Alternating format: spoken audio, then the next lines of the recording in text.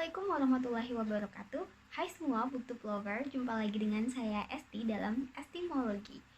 Ini adalah video pertama saya di tahun 2019, sekaligus juga video pertama saya di mana saya benar-benar akan bicara soal buku. Juga video pertama saya di mana video itu berisi tentang di video kali ini saya akan bahas janji sama diri saya sendiri niatnya sih mau selesai genre novelnya juga romance sebagai novel debut ini tuh. Di tahun 2018 kemarin saya membuat sebuah video perdana saya untuk mengawali aktivitas saya sebagai seorang booktuber. Di video kali ini saya akan bahas tentang buku apa aja yang udah berhasil saya baca sampai tamat di tahun 2018 kemarin. Setahun kemarin saya bikin janji sama diri saya sendiri bahwa saya akan baca lebih banyak. Akhirnya saya bikin target 12 buku di Goodreads yang harus saya baca dalam setahun. Itu sebenarnya sih nggak ada apa-apanya dibanding booktuber yang lain. Tapi saya tipe yang sering banget janji mau baca buku ini itu, kemudian tergiur dengan judul buku yang bagus atau cover buku yang oke, atau denger rekomendasi temen buku ini tuh bagus, buku itu tuh bagus. Terus akhirnya saya belilah bukunya. Sampai di rumah saya baru ngeh kalau masih banyak banget daftar list buku yang belum saya tuntasin bacanya, sehingga kalau ada buku baru lagi biasanya jadi ditunda dulu bacanya atau langsung dibaca, langsung dibuka karena tertarik kan isinya apa, lapar mata kan, jadi saya langsung buka, lihat daftar isinya, pilih topik-topik yang menarik, kemudian topik-topik itu saya baca sampai babnya selesai, lalu saya kasih pembatas bukunya, terus disimpan dulu. Niatnya sih mau selesaiin semua bukunya itu, tapi seringnya nggak kesampaian. That's why kalau di Goodreads daftar buku saya yang currently reading itu lebih banyak dibandingkan yang udah selesai dibaca. Nah, kebiasaan saya kayak gini nih yang bikin target saya di tahun 2018 untuk menyelesaikan 12 buku, itu yang terselesaikan hanya 8 buku saja. Nah, di video kali ini saya akan share 8 buku yang sudah saya baca itu apa aja ya. Yang pertama adalah Arti Cinta Buat Janice karya Faye. Buku ini adalah sebuah novel perdana karya seorang sahabat saya, juga senior saya ketika saya kuliah di negeri tirai bambu China. Ini tokoh utamanya Janice itu adalah seorang mahasiswa pasca sarjana yang sedang mengambil studi di negeri Taiwan. Dia terlibat dalam sebuah proyek akhir dari mentornya, yaitu mengajar di sebuah sekolah yang diperuntukkan untuk anak-anak berkebutuhan khusus. Sesuai dengan judulnya, novel ini berkisah tentang perjalanan cinta si Janice yang menurut saya sih lebih seperti cerita di drama-drama Korea. Makanya buat kamu yang suka banget sama drakor, ini mungkin bisa jadi rekomendasi. Novelnya lumayan tebal, tapi menurut saya termasuk novel-novel yang ringan topiknya, yang bisa dibaca langsung tamat. Ini juga adalah buku terbitan online publisher yang pertama saya baca. Karena belum ada di Goodreads, jadi saya mau ngerating buku ini di video ini aja. Saya kasih rating buat Arti Cinta Buat Janice karya Faye dengan rating 3 dari 5. Buku yang kedua adalah Sofis Mata dari Alanda Kariza. Novel Sofis Mata ini dihadiahkan oleh salah seorang sahabat saya beberapa bulan sebelum hari pernikahan saya. Katanya buku ini tuh ceritanya cocok banget sama saya. Dan pertama kali saya lihat covernya, What Happens When You Dislike Politicians So Much Yet You Fall in Love with One, saya langsung membatin, damn, this is so me. Soalnya kerjaan suami saya itu memang berhubungan dengan dunia politik. Well, setelah saya baca, saya rasa buku ini memang layak dibaca oleh siapapun yang ingin mengerti perasaan mereka yang kerjaannya itu bersinggungan dengan politik. Tapi buat kamu yang tertarik untuk membaca ini setelah saya share ke kalian, jangan khawatir karena meskipun bahasannya sedikit banyak tentang politik, tetapi ceritanya itu ringan. Genre novelnya juga romance, mengisahkan tentang kisah cinta, so it's okay, kamu nggak akan berasa pelik banget baca soal politik. Dan sama seperti novel Arti Cinta Buat Janice tadi, menurut saya buku ini juga sebuah novel yang ringan dan bisa dibaca sekali tamat asalkan kamu punya waktu aja. Dan ini juga debut novelnya Alanda Kariza, dan menurut saya sebagai novel debut ini tuh Untuk novel Sofis Mata ini saya nggak banyak ngomong karena saya udah bikin reviewnya dan saya udah tulis di WordPress. Kalian bisa ngecek sendiri kalau kalian penasaran seperti apa Sofis Mata. Di Goodreads juga udah saya kasih rating 3 dari 5. Buku ketiga yang udah berhasil saya tamatkan adalah Pulang karya Terelie. Karena saya nggak perlu bahas panjang lebar soal Pulang deh, karena siapa sih yang nggak baca novel Pulang? Well, ini adalah karya Terelie kedua yang saya baca. Yang pertama itu Hafalan Sholat Delisa. Dan karena yang saya pertama baca itu Hafalan Sholat Delisa, saya tuh nggak menyangka kalau Pulang akan semengejutkan ini. Novel Pulang ini itu berhasil membuat saya ingin baca lagi dan lagi karya Terelie. Terutama sequelnya Pulang berjudul Pergi, dan makanya saya nggak akan bahas panjang lebar soal Terelie di sini. Yang pertama alasannya kenapa saya nggak mau bahas panjang lebar adalah karena saya udah bikin reviewnya di WordPress saya, kalian bisa lihat di sini.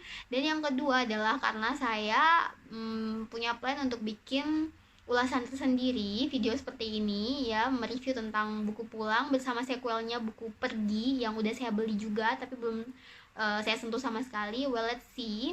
Nah, untuk ratingnya sendiri saya kasih 4 bintang. Buku keempat yang berhasil saya baca di tahun 2018 adalah buku non-fiksi karya Mark Manson berjudul Sebuah Seni untuk Bersikap Bodoh Amat. Kenapa saya sampai jadi excited banget begini? Karena saya akhirnya berhasil membaca buku non-fiksi. Well, membaca buku non-fiksi itu godaan banget karena kamu bisa lihat daftar isinya dan kamu bisa langsung pilih aja topik yang kamu suka. Gak sama kayak novel yang kamu tuh harus bacanya runut. Tapi kalau buku non-fiksi, aduh, godaannya banyak banget buat saya. Itu biang keroknya kenapa sampai saya nggak bisa habis, nggak kelar-kelar bacain buku-buku non-fiksi. Padahal saya suka banget baca buku non-fiksi sebenarnya, cuman nggak habis-habis aja, nggak tamat. Balik ke soal bukunya ya, buku Sebuah Seni untuk Bersikap Bodoh Amat karya Mark Manson ini di luar dugaan saya change my perspective a lot about life. Karena Mark Manson ini memberikan sebuah pandangan yang anti mainstream tentang bagaimana menyikapi hidup, dan menurut saya ini termasuk buku motivasi, tetapi Mark menyampaikannya dengan cara yang beda. Saya sebenarnya nggak yakin juga kalau saya bakal nyelesain buku ini. Pas waktu saya decide untuk beli buku ini, suami saya tuh sampai ngernyit, really? Gitu. Let's see, gitu kata saya sama suami saya, dan here it is. I did it. Saya selesai baca bukunya Mark Manson, dan ini tuh buku motivasi pertama yang saya tamat bacanya. Padahal alasan utama banget kenapa sampai saya decide untuk ngambil buku ini dan beli gitu, itu adalah karena bukunya tuh clickbait type. Judulnya tuh bener-bener judul yang ngejual banget, judul yang bikin orang langsung apa nih gitu. Saya butuh waktu kurang lebih sebulan untuk menyelesaikan bukunya Mark Manson ini. Bukan karena bukunya ini nggak bisa langsung sekali baca langsung habis gitu, tapi lebih karena setiap kali saya selesai satu topik, saya tuh digesting the message dulu. Dan memang benar bahwa bukunya Mark Manson ini tuh benar-benar ngajak kita untuk jadi filosofi kehidupan kita sendiri. Sebenarnya kalau ditanya apakah Mark itu membawa terobosan baru yang bisa memotivasi orang-orang, menurut saya sih enggak.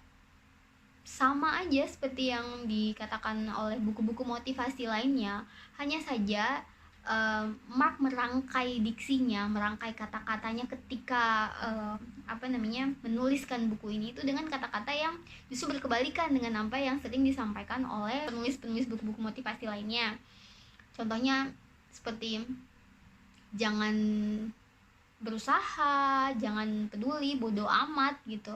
Plus ini menjadi senjata bagi Mark sendiri untuk membuat orang-orang tertarik membaca bukunya. Oke, saya juga udah bikin reviewnya di WordPress saya, bisa kalian lihat di sini. Dan untuk bukunya Mark Manson, Sebuah Seni untuk Bersikap Bodoh Amat ini saya berikan rating 4 bintang. Now, buku yang kelima yang berhasil saya tamatkan di tahun 2018 adalah buku puisi karya Sapardi Djoko Damono, Ayat-Ayat Api. Karya puisi-puisi yang saya baca dalam buku Ayat-Ayat Api ini menegaskan opini saya pribadi mengenai Eyang Sapardi Djoko Damono bahwa beliau ini memang seorang perangkai puisi kehidupan. Ada banyak momen-momen pelik yang dirangkai Eyang Sapardi dalam 1-2 bait yang sebenarnya sederhana, tetapi rasanya tuh menghujam sampai ke hati yang paling dalam. Dalam kumpulan sajak ayat-ayat api ini ada 3 bab yang terdiri dari ayat 0, ayat arloji, dan ayat api. Nah, di dalam ketiga babnya ini banyak kritik sosial terhadap pemerintahan saat Orde Baru, karena memang ditulis oleh Eyang Sapardi ini sekitaran masa itu. Di antaranya yang sangat menarik perhatian tentunya adalah kisah tentang Marsinah yang direkam oleh Eyang Sapardi. Marsinah adalah seorang buruh perempuan di zaman Orde Baru yang diculik di rezim tersebut. Dari semua keseluruhan sajak-sajak yang ada dalam buku ini, menurut saya ada 2 yang sangat menarik perhatian dan sangat layak untuk dikaji, yaitu Layang-layang dan Pertanyaan Kerikil yang Goblok. Mungkin karena 2 puisi ini itu adalah seperti refleksi ke kehidupan saya sendiri. Sebenarnya saya agak malu mau ngasih rating untuk Eyang Sapardi, tapi biar fair sama yang lain harus tetap saya rating. Jadi saya kasih bintang 4 buat ayat-ayat api. Maunya sih 5, cuman ada beberapa sajak yang saya nggak begitu ngerti, nggak begitu mengena ke saya. Jadi well, 4 is okay ya, Yang. Selanjutnya, buku yang saya berhasil tamatkan di tahun 2018 adalah karya Linda Kristanti, Seekor Burung Kecil Biru di Naha, Konflik Tragedi Rekonsiliasi.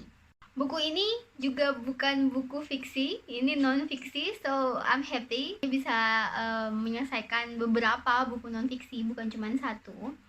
Sekilas buku ini tuh berisi kumpulan cerita-cerita, jadi dilihat dari judul-judulnya juga dipikirnya ini adalah cerita, ini adalah fiksi. Padahal sebenarnya ini tuh adalah kumpulan esai dan reportase dari Linda Kristanti yang sebenarnya adalah jurnalis yang udah melanglang buana ke berbagai belahan dunia, sehingga dia punya banyak sekali reportase mengenai hubungan antar manusia, mengenai sosiologi, antropologi orang-orang yang ada di banyak tempat. Sehingga buku ini menurut saya sangat kaya akan pengalaman, sangat kaya akan nilai, dan patut dan layak dibaca oleh banyak orang. Di buku ini saya merasa seperti diajak oleh sang penulis untuk melihat dinamisnya hubungan antar manusia, dan meskipun buku ini tipis, tapi seperti yang tadi saya udah bilang, buku ini tuh padat makna, bisa menjadi pelajaran bagi banyak orang. Kisah-kisahnya sendiri seperti judulnya berhubungan dengan relasi antar manusia, termasuk di dalamnya ada konflik, cinta, permusuhan, peperangan, dan itu digambarkan dengan sangat detail oleh Mbak Linda Kristanti. Dan untuk buku Seekor Burung Kecil Biru di Naha ini saya beri rating di Goodreads 4 bintang. Buku ketujuh yang berhasil saya tamatkan di tahun 2018 adalah buku karya Denny Siregar yang berjudul Tuhan dalam Secangkir Kopi. Saya suka banget sama buku karya Bang Denny ini karena menurut saya buku ini berhasil memotret berbagai kondisi yang sementara berlangsung di negara kita tercinta ini. Dan menurut saya isinya itu adalah seperti sindiran tajam terhadap permasalahan-permasalahan yang ada di tanah air. Sulit untuk tidak memberikan rating bagus untuk buku ini karena menurut saya kalau kamu nggak ngasih rating bagus berarti mungkin kamu adalah kelompok yang tersindir oleh Bang Denny. Well, ketika banyak orang berbicara tentang Tuhan lewat ayat-ayat yang mereka jual, Bang Denny memilih untuk membicara soal Tuhan dan agama lewat secangkir kopi. Good job, Bang. Dan saya kasih rating 5 bintang.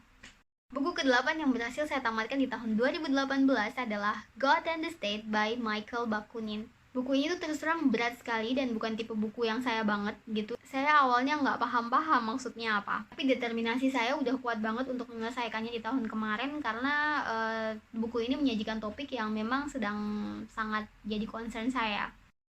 Menurut saya pilihan diksi di buku ini tuh jadi berat untuk dipahami karena memang melompat-lompat, khas buku hasil terjemahan, jadi agak berbelit-belit untuk menyampaikan sebuah pesan. But obviously I can see from this book about Bakunin disagreement, not about the religion, but about the state itself. Bagi Bakunin, religionnya tuh hanya sekedar tools untuk negara. Banyak orang-orang yang menggunakan agama untuk mencapai kekuasaan untuk mencapai apa yang mereka mau. It sounds familiar with what happens in our country, right? Untuk rating sendiri buat God and the State saya ngasih rating 3. Susah banget dipahami, but well, finally I made it. Oke, itu tadi semua buku yang sudah saya berhasil tamatkan di tahun 2018. Full reviewnya bisa kalian lihat di WordPress saya. That's all for today. Sampai jumpa di video berikutnya.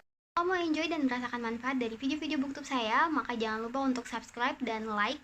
Jangan lupa juga untuk klik icon bell di bawah video ini untuk mengaktifkan notifikasi supaya setiap kali saya posting video baru kamu bisa langsung dapat infonya. Thank you all, semangat terus membaca, salam literasi dan salam estimologi. Di dalam buku ini